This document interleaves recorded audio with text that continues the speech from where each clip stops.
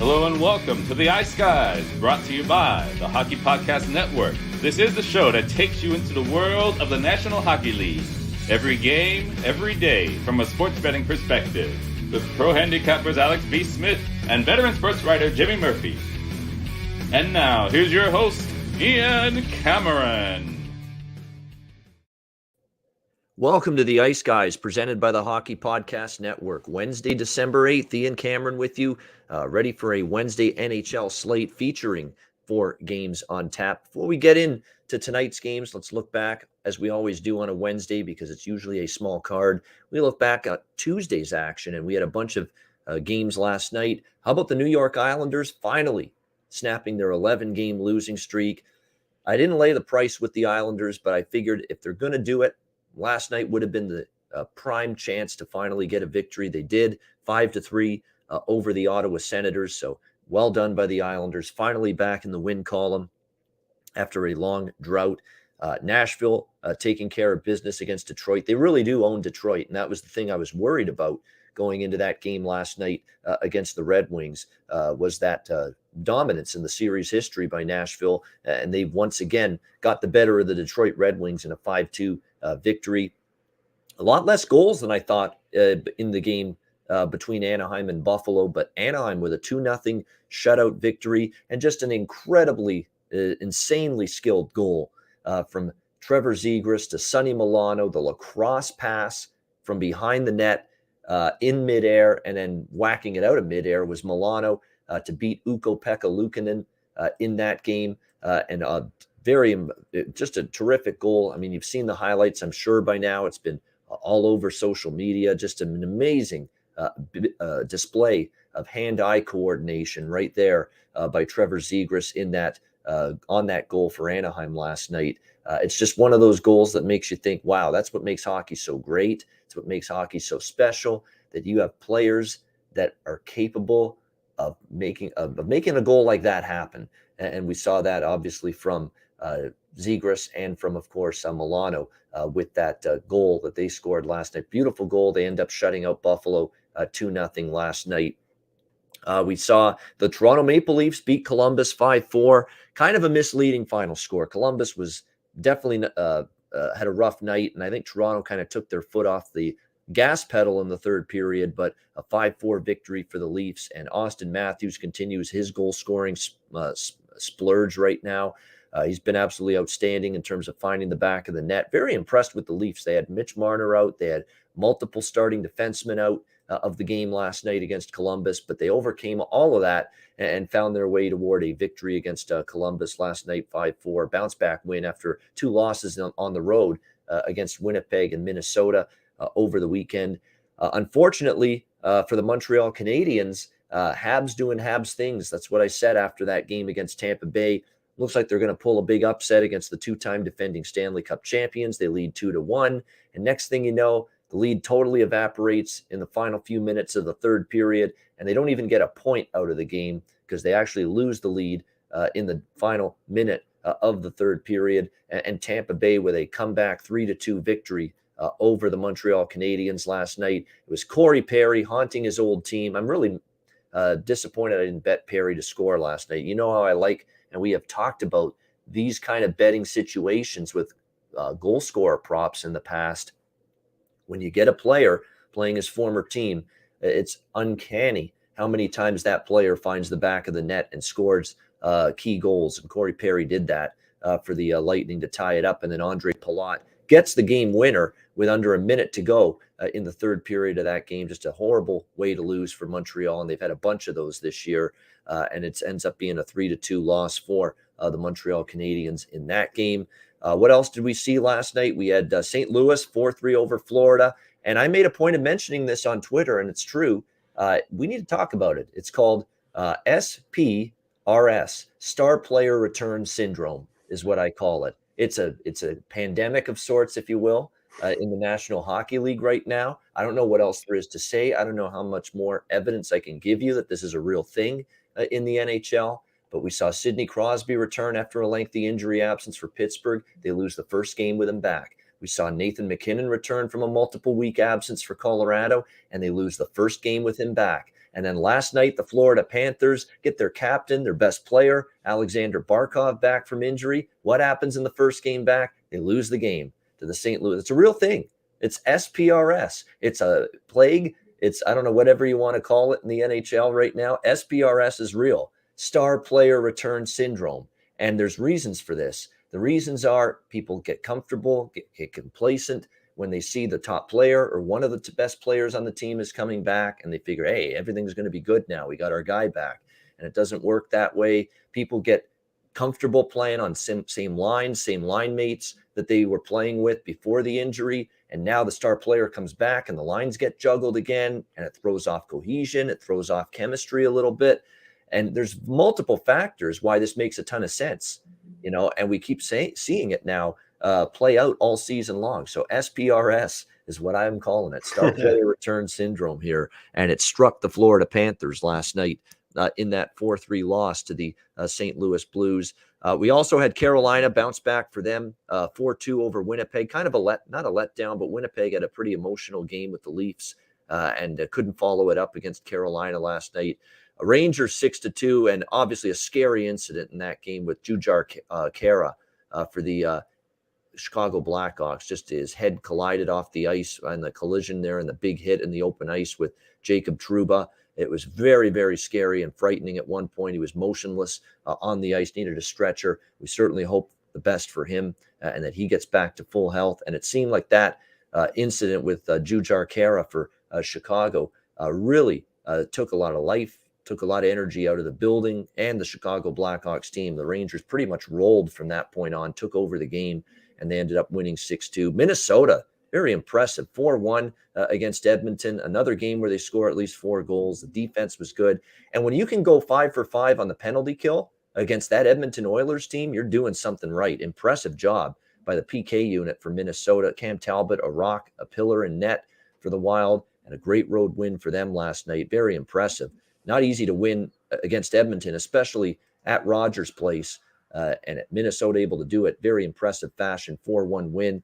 And unfortunately for me, I like Calgary last night, best bet, and it was good early, not good late. San Jose, for the first time this year, wins returning home off a long road trip. That's usually a great bet against spot. It wasn't the case last night. San Jose rallies from a 3-1 deficit to beat Calgary 5-3. So there's last night in the NHL in terms of the Tuesday action. We have Andrew McInnis joining me now on the Wednesday edition of the Ice Guys.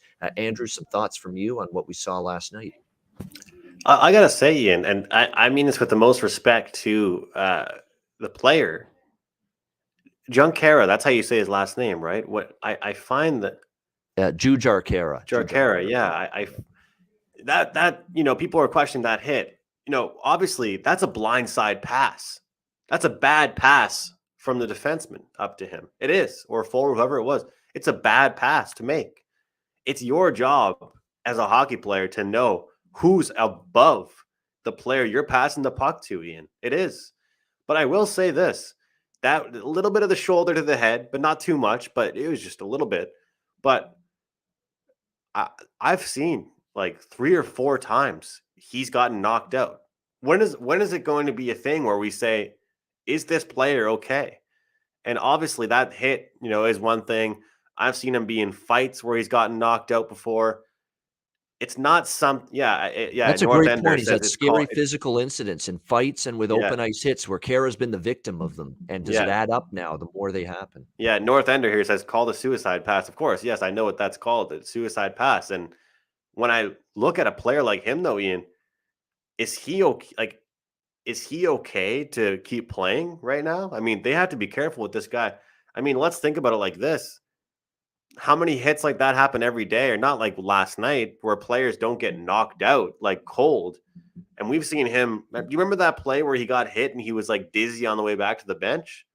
That's scary to see. But I know for me, I wasn't on the show yesterday. I was running some errands before I get ready for my trip to come visit you and stuff. But I'm mad I wasn't on the Rangers. It was a play that just missed my card. I had a split last night. I had the Oilers in the money line. Never go against Terry's team, I guess, eh? They're red hot right now. But I had the Ducks. Solid defensive effort out of them. And although they didn't light the lamp too many times, they didn't really have to in that one. So it was a 1-1 night for me, Ian. Disappointed as a fan from the Montreal Canadiens. I put that Nate Diaz gif up on my Twitter. I'm not surprised, because I'm not surprised at anything I see out of them anymore. I mean, just how do you not even get a point when you're up 2-1 with just over 2 minutes to go in the third period in that game? You not Of only course, lose the game, Corey Perry scores too. yeah, Corey Perry. I know, and I said a minute ago, I wish I had bet a goal scorer prop, because it's like clockwork. The player first time playing his former team. It's amazing how many times that player finds the back of the net in a spot like that. Corey Perry did that last night. All right, so Monday was a great day. Yesterday was a bit of a down day. Not massive for me, but in terms of losing, we had some good totals that came through. The Blues over, the Jets over with the Hurricanes. The Blue Jackets Leafs game went over the total. So we had some wins too yesterday, but a little more up and down day for me yesterday. We'll see what we've got now for Wednesday Let's do it. NHL action. Yeah, go ahead, Andrew. No, sorry, I was just saying, let's get in. It's going to be four games, but a good card. It is, yeah. There's some interesting matchups. Starting with this one, this is a good one here. Colorado, New York Rangers. We've got Colorado minus 170, road favorite, 6 the total. Shaded to the over in this game. Of course, Darcy Kemper back from injury tonight for the Colorado Avalanche. That is the big news going into this game, that Kemper back in between the pipes for the Avalanche. And boy, they've missed him, because it hasn't mattered whether it's Jonas Johansson or Justus Annunen in net for Colorado. Neither of them can hold a candle to Kemper. And look, Kemper is not immune to bad games, but I'm telling you what, he is a huge upgrade from anything Colorado had in his absence in between the pipes. So absolutely, that is significant that they will have Darcy Kemper back from injury for this game tonight, the Avalanche. And the Avalanche have just been another one of those teams that right now they are lighting it up offensively during this 7-3 stretch. In their last 10 games, they have been scoring goals in bunches. Colorado has scored at least 3 goals in 9 of their last 10 games. So they have just been just consistently at least getting to 3 goals on a nightly basis. And now they catch a Rangers team coming back home to Madison Square Garden on the second night of back-to-back games here after beating Chicago 6-2 last night. A Rangers team that looks 7 straight wins for them. It's been a great run of hockey for the Rangers. It's definitely a scheduling advantage tonight for Colorado because they're the rested team. But boy, it's tough to go against the Rangers, especially when you see that in this game they're getting this kind of price. It is. I mean, even with the goaltending concerns, we know Shesterkin remains out. We know Georgiev started last night, which means likely we're going to see Adam Huska make his Rangers debut tonight in net. Likely is what we're seeing. It hasn't been 100% confirmed, but apparently Gallant and the Rangers staff are leaning toward giving Huska the AHL call up the start. His numbers down there are great, but again, we've always warned that sometimes the AHL success does not translate to the NHL immediately. And his numbers down there with the Hartford Wolfpack, though, very good. 924 save percentage, 2.2 goals against average for Huska here in this game. But he's got to face, a lethal team offensively right now, Colorado. So we'll see how it plays out between these two teams. I'm not involved in the side, but I do have a small play over 6, even with Kemper back, just because of the fact that you've got a Colorado team that's trended that way. And the Rangers, they've been, playing to the under. Certainly at times this year, and we've seen that play out, especially lately. They've gone 4-2 to the under in their last 6 games, and 6-4 to the under in their last 10 games. But you look at some of these opponents that they've played during some of these unders. Islanders couldn't put a puck in the ocean. Philadelphia's got no offense right now. San Jose is a plotting team offensively. Chicago hit or miss offensively all season. I mean, those have been the unders for the Rangers during this span. Now they're playing a Colorado team that's obviously got the offensive potency. So, yeah, they've been trending under, but they've been doing it against your Flyers of the world, your Sharks of the world, your Islanders of the world, who haven't been a good offensive team. And back when they played the Islanders, they were riddled with the COVID-19 outbreak throughout the team. So I think this is a night where you could see some goals here, especially second to back-to-back Rangers playing in that kind of situation here. So definitely over the total. It's tough for me to. I don't hate the idea of taking Colorado because we just don't know if Huska's up for the challenge against this kind of offensive team. But Rangers are rolling 7 in a row, and they're a plus 150 home underdog. That's a tough that's a tough price to go against a team that's won 7 straight. Andrew, what do you think here? Rangers hosting the Avalanche. I went back and forth with, do I want to do the over or do I want to do Colorado and Reg? And I'm getting the worst price here, but I waited for information. And sometimes to me, and that's just worth it. You said a lot of what I was going to say about the New York Rangers. Look, they're a great team. I've bet on them several times. I've, been impressed with them. They've had some late game scoring, not just early game scoring. But the fact of the matter is Colorado scored 25 goals their last 5 games. They're putting up big numbers.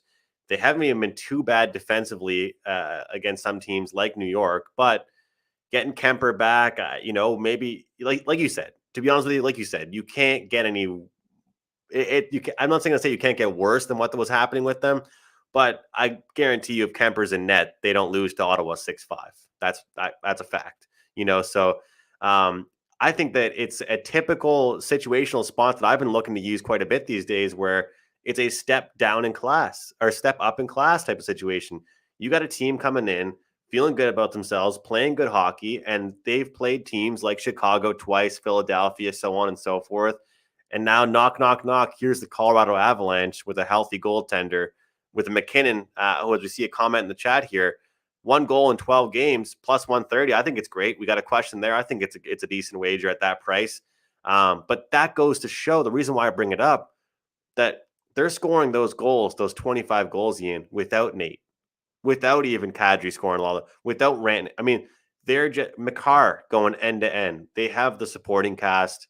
I think it's a good spot for them. I locked it in minus 105 is what I locked it in at regulation for the Avalanche. I mean, you've got firepower for days with both of these hockey teams right now. I mean, it goes without saying Colorado and what they've done during this stretch. Now with McKinnon back, Cale Makar back on the blue line, Ranton and Landeskog. Look at the way Kadri's played and stepped up offensively. Alex Newhook is the guy I'm betting from a goal scorer prop tonight. Don't look now, but Alex Newhook is really starting to show what he's all about for this Colorado team. Just another offensive weapon. 2 goals, or I should say goals in back-to-back games against Ottawa and Philly. 3 points, 6 shots on goal. He's getting a little bit more of an opportunity for Colorado right now.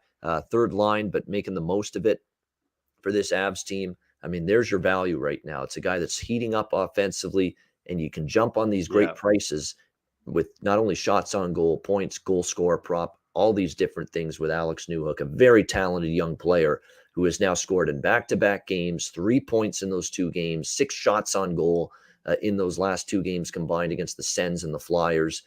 Definitely, that's your value goal scorer prop to me tonight in this game. And like I say, you can bet McKinnon. That's great. I wouldn't talk anyone out of that, but I always like to go to the bargain bin with the goal scorer props. And this is good bargain here with a guy that's heating up for Colorado, Alex Newhook tonight, to be able to score a goal potentially for Colorado in this game. And of course, with the Rangers, you could go a bunch of different ways. Panarin's lighting it up. Kreider's been outstanding all year for them.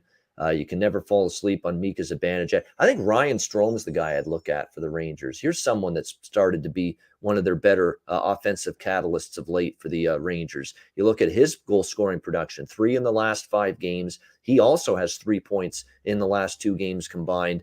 There's someone maybe to target for the Rangers. Ryan Strome, a little under the radar, doesn't garner the attention that Kreider and Zibanejad and some others do on the Rangers. And Ryan Strome is starting to get his offense going a bit for them. So Strome and Newhook, one for each team in terms of value goal scorer props tonight, in my opinion, with the Avalanche and the Rangers. All right, next up, we go to the Philadelphia Flyers and the New Jersey Devils. New Jersey minus 150, home favorite, 6 the total in this game. I'm probably going to stay out of this game. I'm not laying minus 150 with New Jersey. I said, what's New Jersey done to lay minus 180 like they did against Ottawa the other night? Not much. And sure enough, they lose in a shootout to the Senators. So a good underdog winner there for me on the other night with the Sens. I'm definitely not laying any price with New Jersey right now. But at the same point in time, Mike Yeo is already getting the excuse machine ready here in Philadelphia after just one game where his team lost the first game with him as the interim coach to Colorado the other night, 7-5. And I wonder if he'll revert his tactics tonight, Mike Yeo. He's saying we got to inject some pace and some flow and some move the puck faster, just play faster. And they decided to let's do that against Colorado. That would be the great time to really play that way. And sure enough, they give up set. It's nice to score 5 goals. I'm sure they feel great. We scored 5 goals. We got our offense going. But what good is it when you're giving up 7 at the other end and you're still losing the game?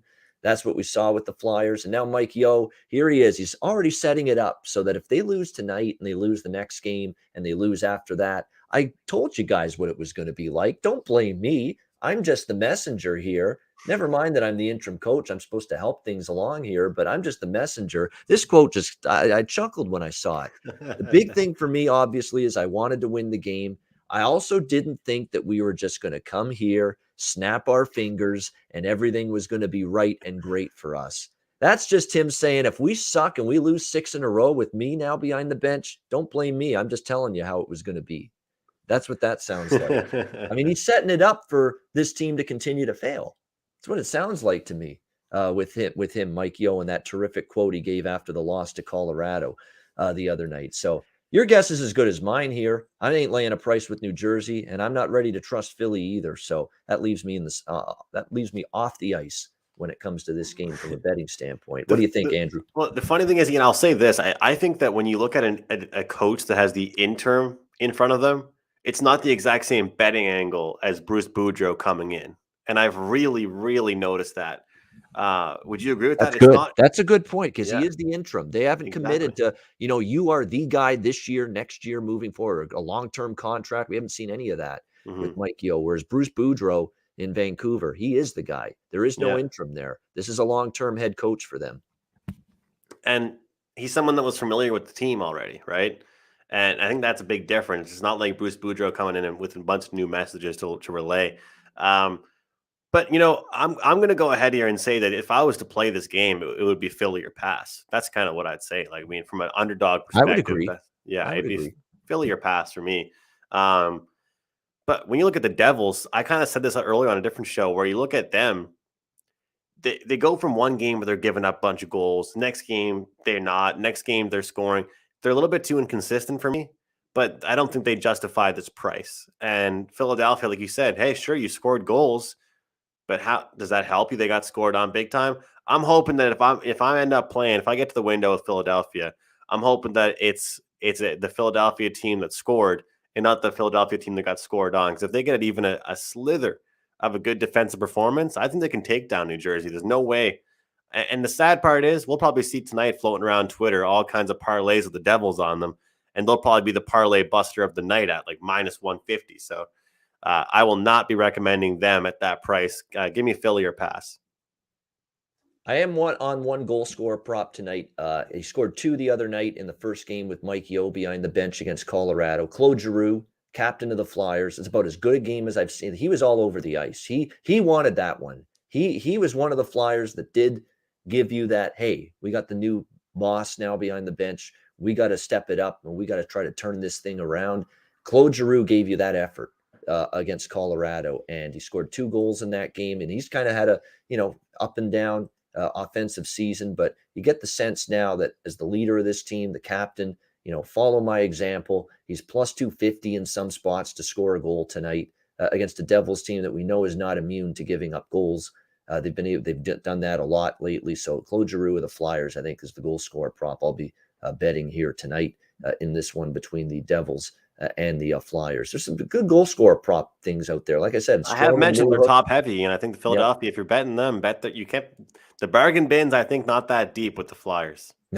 No, it's not one of those teams. I would agree with that because it's not one of those teams where consistently, like, do you get offense from Scott Laughton and Kevin Hayes?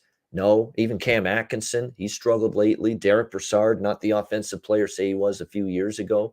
JVR hasn't been that same guy this year. It's mostly been Giroux, and at times Lindblom's actually stepped it up lately, and Couturier. I mean, that's really the guys you're going to look at for the Philadelphia Flyers to be the guys that are going to get the production for you offensively. So this is an interesting matchup, though. You got 2 teams that are kind of struggling right now. Someone's got to win this game. Both of them just 17 combined wins on the season. So someone's got to get a victory here in this one tonight. All right, Boston and Vancouver next up. We got the Bruins minus 130, road favorites here, minus 135 in some spots, 5.5 the total in this game. We saw some money come in the last, I would say, 30 minutes or so on Boston, and that's lineup related. There were some issues with Boston's team in terms of non-COVID illnesses, aka the flu. That does still exist, by the way. Regular flu, regular illness. It is still a thing in today's society. And Boston had an issue with some of their players with dealing with that. But the two main ones were Charlie Coyle and Matt Grzelcyk, who are battling an illness. Both of those guys look like they're good to go tonight for the Boston Bruins against Vancouver. So it looks like they're going to be a healthier bunch tonight in this game. Brad Marchand is indeed returning from serving his suspension. So he will be back in this one tonight for Boston. But again, and someone mentioned it, Earl in our chat there, Earl Sports Bets, he mentioned it, Nicholas Earl there. He's absolutely right that SPRS is in effect here, folks. It is. This is an SPRS game, star player return syndrome. I mean, but he wasn't out that long, though. He wasn't out that long. He wasn't that long. But like, if it's just one game, I don't think it's a big deal. But when it's multiple games and certainly multiple weeks, it has been a recurring theme. And that's the thing tonight with Boston. And Marchand's back. He's back in his usual spot in the top line with Bergeron and Pasternak. Now, does everybody relax and say we got Marchand back? Everything's going to be good. And what I saw out of the Vancouver Canucks in their first game with Boudreau behind the bench against the LA Kings, it's their best complete game I've seen in a while. Their most complete game, their best team game at both ends of the ice. I thought their defensive game, the details, position-wise, forwards back checking, back pressure, coming back into the defensive zone from the forwards was as good as I've seen. You can't just have your defensemen out there on an island without the forwards helping out. And that was too much of an issue at times for the Vancouver Canucks during the struggles. You saw back pressure from the forwards. He brought in Scott Walker to work on the penalty kill for this Vancouver team. And sure enough, two power plays for the Kings, and they killed them both off. So already in one game, that horrendous Vancouver penalty kill prior to the coaching change, showing signs of life and improvement already. Again, it's the Kings. You're going to be tested a little bit more here by Boston, no doubt, but steps in the right direction. Penalty kill that was miserable. You bring in Scott Walker, a respected player. Man, that guy was a tenacious player in his day. You brought him in to work on that PK and be part of Bruce Boudreau's staff and at least an improvement in the first game with that penalty kill. I'm on Vancouver here. I think this team could get on a little bit of a run here with this coaching change. I mean, they showed signs of it. They're getting a home underdog price here around plus 115. The Boston Bruins, my thought with them has always been it's been tough for them to beat the now Vancouver's, I shouldn't say they're a really good team, but I remember back to when these teams played. It was about just a little over a week ago in Boston. Very winnable game for Vancouver, one of the final games in the Travis Green era. I thought they actually played well that night, the Canucks. What happened in the third period? They were up 2-1, got into penalty trouble. And why was that a problem? Because their penalty kill sucked. And it has sucked all year. And Boston scores 2 power play goals to turn a 2-1 deficit into a 3-2 lead and eventually a 3-2 win in Boston back on November 28th. But Vancouver played a good game there against Boston, if not for the bad penalty killing, which has been a theme this year for the Vancouver Canucks. It would have been much worse for them. They could have had a chance to win that game, Vancouver, if their penalty kill is a little bit better. So I like this situation here. And for Vancouver, I took my chance to take them against LA, that you see the uptick. You see that team play a better game, first game with the coach. It happened, not only a good game, but a much better game. And I think maybe we were going to try to ride this team a little bit for at least a couple of games here. And again, Boston making the long flight to the West Coast. They are going to have Coyle and Grzelcyk in there, but they're still coming off a little bit of an illness, and illnesses zap your energy a little bit from you. So we'll see if they've got that in their tank tonight. But I'm going to go with Vancouver here, plus 115 against Boston. And I mentioned on the show the other day, already, that's how great that first game was for Boudreau. It's like the honeymoon is on. He couldn't have done anything wrong. He couldn't have said anything wrong. He's basically saying to Brock Besser, before that game in his introductory press conference, you scored 2 goals against us when I coached in Minnesota in your first NHL game when we didn't have a clue who you were, Brock Besser at the time. You just need to shoot the puck more. I know you're going through a tough time scoring goals, but you're a shooter. Shoot the puck more, he said. And sure enough, Brock Besser listens to Bruce Boudreau, shoots the puck more, and gets the first goal of the game against LA and the first goal for the Canucks in the Bruce Boudreau era. So guess what I'm doing tonight? Yeah, Brock Besser to score, plus 250 in this game for the Vancouver Canucks, and the goal score prop for me as well. Andrew, Bruins and Canucks. Can't argue that price on that either. It's a strategy that's worked for you. It's worked for me. I wish you the best of luck on that, Brock Besser. Find the back of the net for us. I just wanted to read something here, Ian. We saw a comment about some guys not in practice, but I'm not sure if you saw this. I know you're a busy guy. David Pastrnak, Taylor Hall, Craig Smith, Foligno, and Derek Forbort all not on the ice for the morning skate.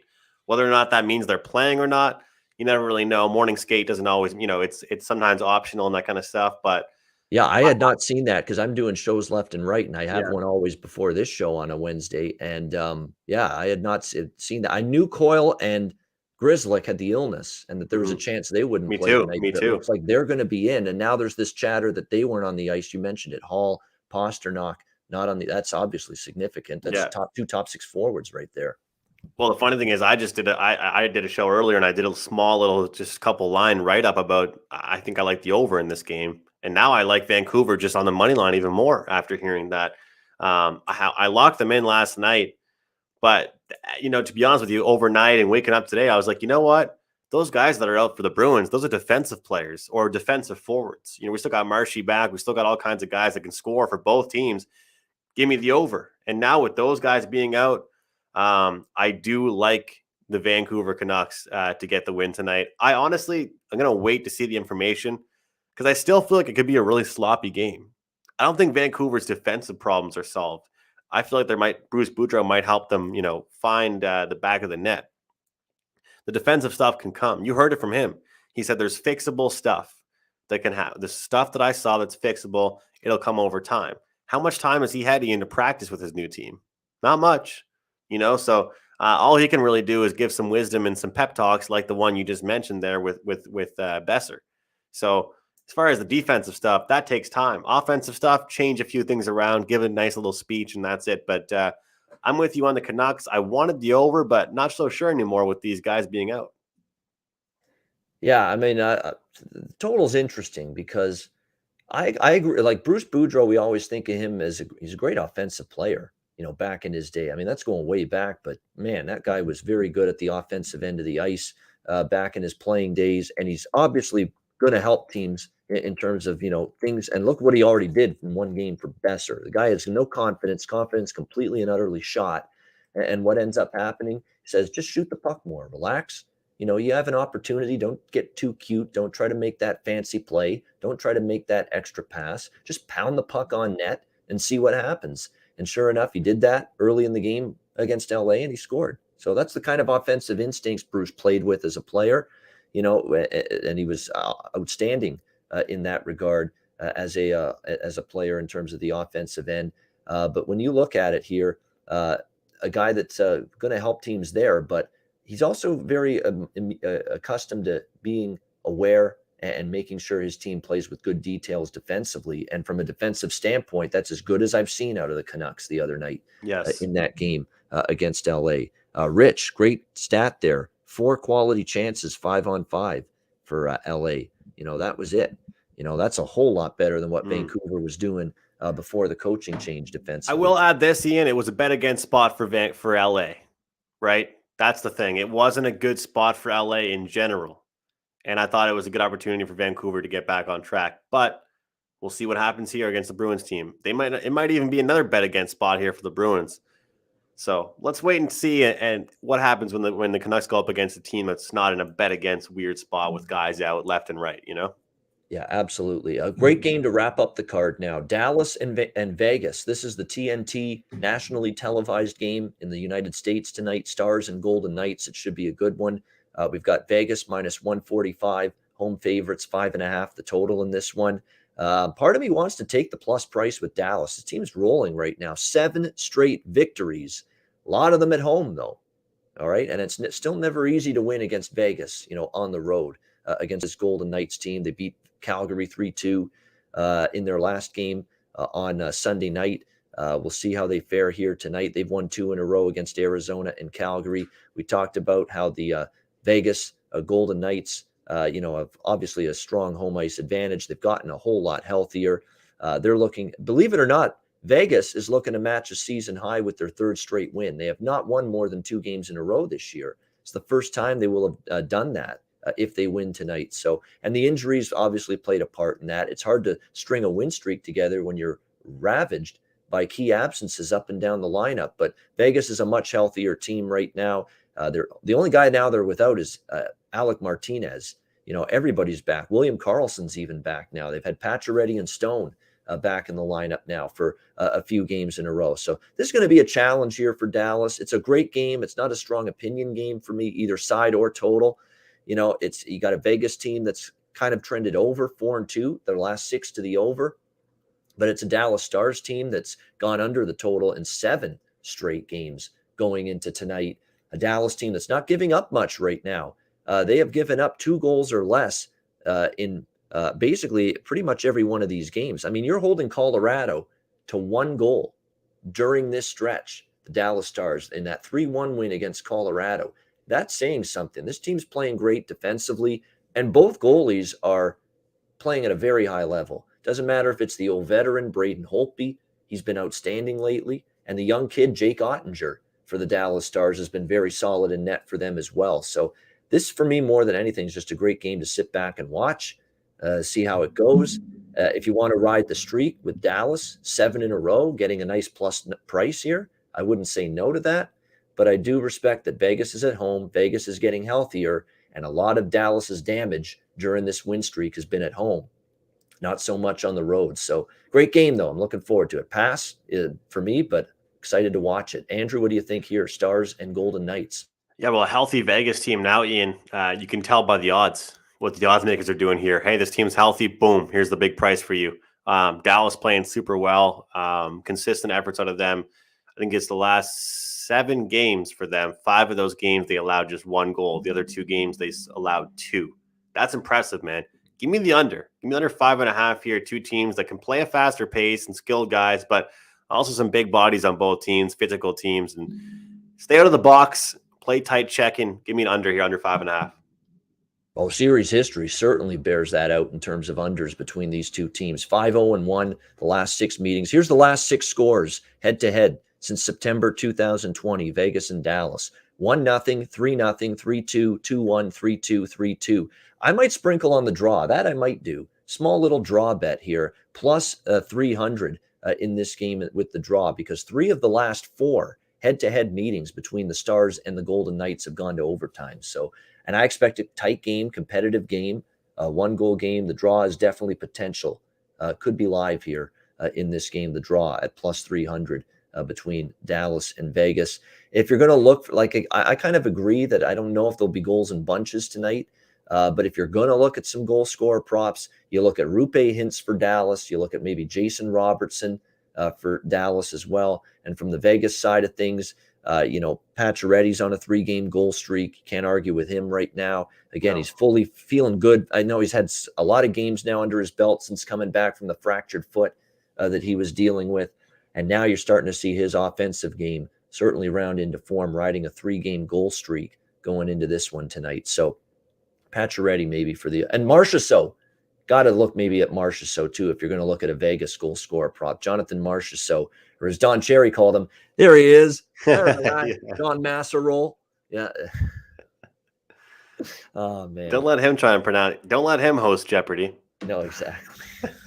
But Marchessault has been terrific as of late as well. I think there was a game recently I had the goal scorer prop on him and he came through with it. So Jonathan Marchessault as well might be someone to look at for a goal scorer prop tonight for the Vegas Golden Knights. Great stuff with Andrew. That's the Wednesday NHL card, just 4 games on tap. We'll get to best bets in just a second. But before we do that, we'll mention our great sportsbook partners, sponsors here at the Ice Guys, as well as the Hockey Podcast Network. And of course, that is DraftKings, an official sports betting partner of both the NHL and the NFL. And in the NFL, at this time of year, great opportunity for new customers with DraftKings Sportsbook to take advantage of when it comes to the NFL.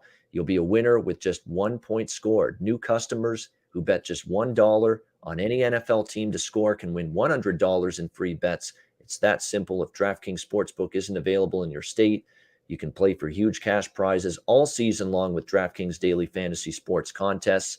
DraftKings is giving all new customers a free shot at millions of dollars in total prizes with their first deposit. Download the DraftKings Sportsbook app now. Use promo code THPN and bet just $1 on any team to score and win $100 in free bets. If they score, you score with promo code THPN.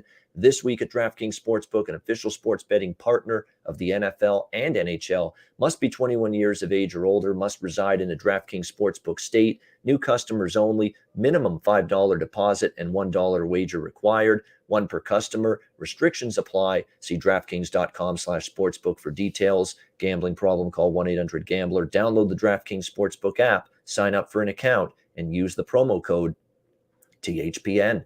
All right, it is time for best bets to wrap up this Wednesday edition of the Ice Guys. Andrew, we'll start with you. What do you like for best bet? Best bet going against a hot team in the Rangers. Colorado in regulation, locked in -105. It's getting up there a little bit in worse prices, but jump on it now. Don't wait. I feel like the Rangers cool off tonight. All right, Colorado in regulation, -105. Still can get around that price currently with that bet. Avalanche in regulation, best bet for Andrew McInnis. My best bet is going to be Vancouver, +115 against Boston. I like it. I mean, we cashed a ticket with Vancouver against LA. I think this team, at least in one game, showed signs of maybe putting the struggles behind them. And that's the thing Bruce Boudreau said, too, when he first got introduced to the media. No preconceived notions about any of my players here. It's wiping the slate clean. He doesn't care about what you did or didn't do before he got there. It's everybody gets a clean slate. Everybody gets a brand new chance to show what they can do. And I think that really has eased a lot of the tension and stress. And the Canucks just looked a lot more relaxed. Let's be honest, playing hockey the other night against the LA Kings, and not a surprise or a coincidence they played their best game.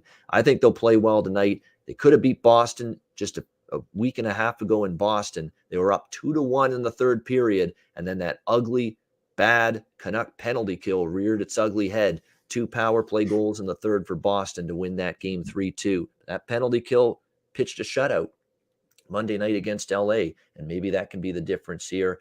The offense was good.